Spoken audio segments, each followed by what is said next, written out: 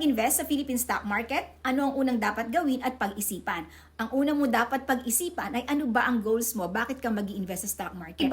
May iba't ibang paraan para kumita sa stock market. So kung iba't iba yung paraan sa pagkita ng stock market, dapat iba-iba din yung strategy na i-implement mo. So dapat ang alamin mo is ano ba yung goal mo? Bakit ka mag-i-invest?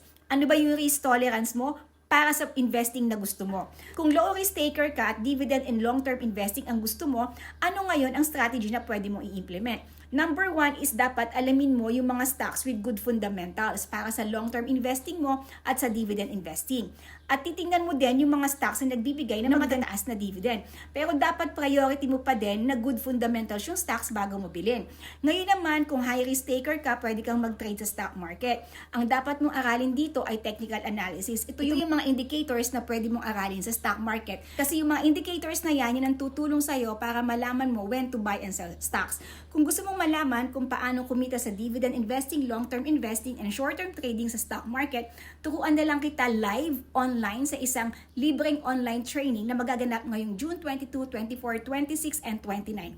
Mag-register ka, ilalagay yung link dito sa comment section. Salamat, this is Cynthia Fuller.